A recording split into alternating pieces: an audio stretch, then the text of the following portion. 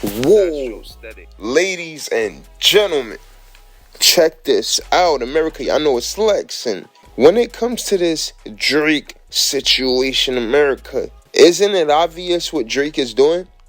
Now, before we get to this, I need y'all to think about this.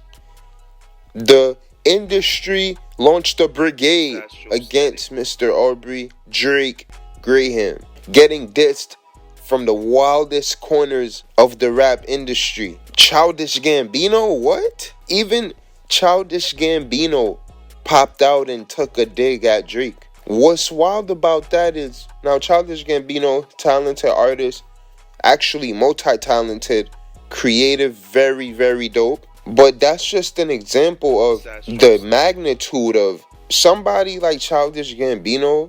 He might not be the first person that you think of when it comes to like influence in music, but he's influential somewhere. He's probably influential in multiple different pockets. But then what about Serena Williams' husband? Whoa, even Jack Dorsey got a what?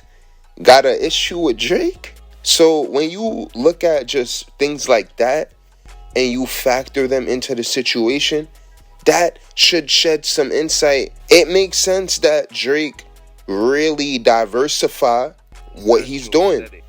International markets. He dropped a song with the Fuerza Regida guys, and yo, those guys is very talented. Those gentlemen, they're like one of the fastest rising bands out of Mexico. And like, yo, they got this one song where they're like, blah, blah, blah. Now then I need, yo, like they're really, really fire, that ass. You feel me? He's making very wise decisions. And from what I'm seeing, the way that he delivered that record, Pete, when you ask people, yo, how is it? The people is feeling out the singing. They're feeling the diversity, the sonic diversity in it. And we told people, y'all, listen, the industry, that dynamic crept up on us when people were saying that hip hop is pop and you got to start appealing to different people. Yo, you might have to start speaking different languages on the music. And what the crazy thing about that is that nobody expected that shift in diversity would have came in this way. Because listen, y'all, this is going to be a little left field, but there's certain countries in the world that they didn't really have access to certain things like Wi-Fi before, certain things like having a streaming industries in their countries. So, there's places that didn't have access to technology like that. When you look at like even certain places like China, when they make deals with certain countries, they help them create things that allow them to stream music. So this is why, like, with these, even some of these artists, when you're like, yo, these artists from all these different countries is over here, well, yeah, that's because the market opened up. Some of these places have access to that technology now. When it comes to the population of some of these places, you got to put in, that's millions of people. They're listening to the artist that speaks their language. That creates a whole new interesting dynamic. Just by working with these people and speaking this language on the track, you have access to a billion new people that they not going to listen to the music a lot if they can't understand it. They're going to listen to their cultural proximity. Y'all feel me? And that's why right now is the time.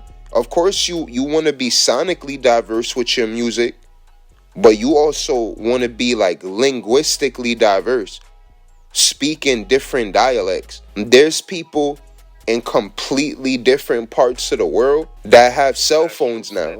Like, it wasn't like that maybe like 25, 30 years ago, for real. Y'all get what we saying? The way those people kind of just listen to what they listen to, now they have a cell phone and you can get on a record and speak like them.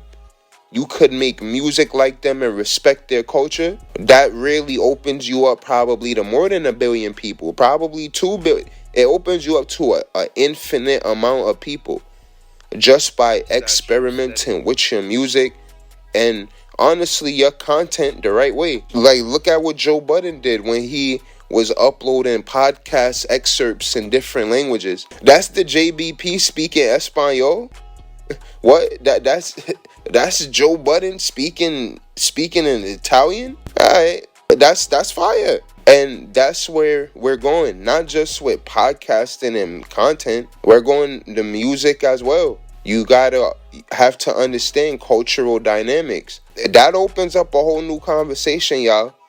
And I know some of y'all not going like that. I know some of y'all might see what I'm saying. But either way, let me know what y'all think in the comments. Y'all know it's Astrosthetics. Let's get it, baby.